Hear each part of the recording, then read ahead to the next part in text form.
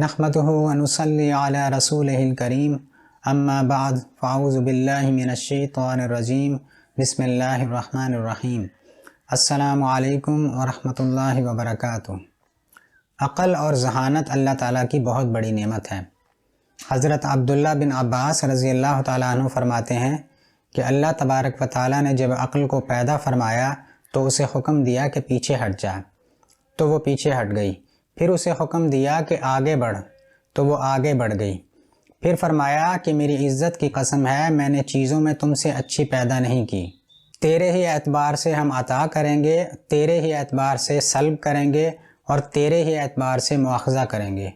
وہب کا قول ہے کہ شیطان کا پہاڑ کو اپنی جگہ سے ہٹا دینا آسان ہے، مگر ایک صاحب عقل مومن کو شکست دینا مشکل ہے، کیونکہ جب مومن صاحب عقل اور صاحب بصیرت ہوگا تو شیطان کا اس پر قابو پانا بہت مشکل ہوتا ہے۔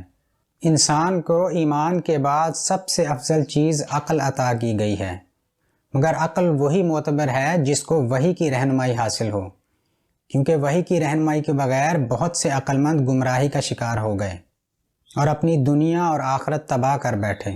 اس لیے ایک صاحب عقل اور ذہین شخص بھی ہر وقت اللہ تعالیٰ کی طرف سے ہدایت اور رہنمائی کا محتاج ہوتا ہے۔ اس لیے آج سے ہم اپنے چینل پر ایک ایسا سلسلہ شروع کر رہے ہیں جس میں ذہین اور عقل مند لوگوں کے واقعات اور حکایات پیش کی جائیں گی، تاکہ جب لوگ ان کو سنیں تو اس کے اسباب پر غور کریں اور ان میں بھی اس کا شوق پیدا ہو۔ اس کے ساتھ ساتھ اگر بیوقوف لوگوں کے واقعات اور حکایات نہ پیش کی جائیں تو یہ ناانصافی ہوگی۔ بیوقوف لوگوں کے واقعات پیش کرنے کا مقصد یہ ہے کہ ان کو سن کر عقل مند لوگ اللہ تعالیٰ کا شکر ادا کریں کہ اللہ تعالیٰ نے ان کو عقل کی جو نعمت عطا فرمائی ہے، بیوقوف لوگ اس سے محروم ہیں۔ دوسری وجہ یہ ہے کہ لوگ ان کے واقعات سن کر اپنے آپ کو اسباب غفلت سے بچائیں۔ تیسری وجہ خوش طبعی ہے، کیونکہ ایسے واقعات میں اکثر مزاح ہوتا ہے اور مزاح کر کے دل کو خوش کرنا بھی مستحب ہے۔ انبیاء کرام علیہ السلام لوگوں میں سب سے زیادہ ذہین ہوتے ہیں، اور حضور اقدس صلی اللہ علیہ وسلم جو کہ تمام انبیاء کرام کے سردار ہیں، سب سے زیادہ عقل مند اور ذہین تھے۔ حضرت صلی اللہ علیہ وسلم کی فطری قوت اور ذہانت کا اندازہ اس واقعہ سے لگایا جا سکتا ہے۔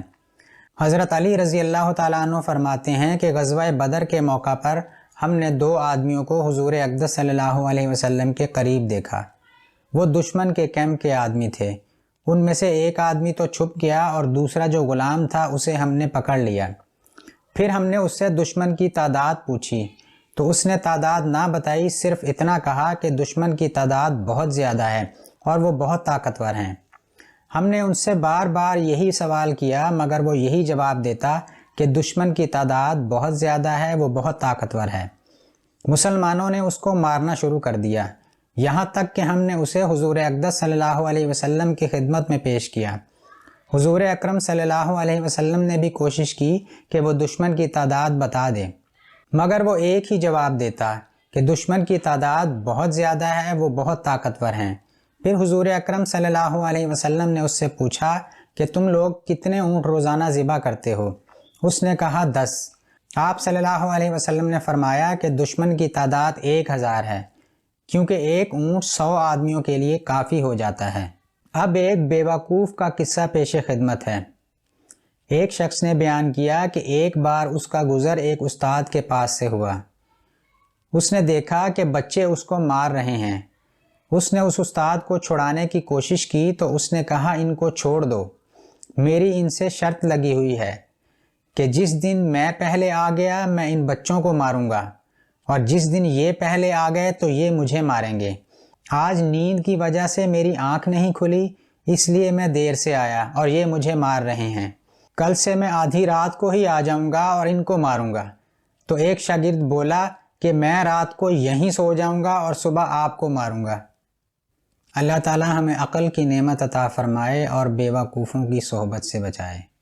السلام علیکم ورحمۃ اللہ وبرکاتہ۔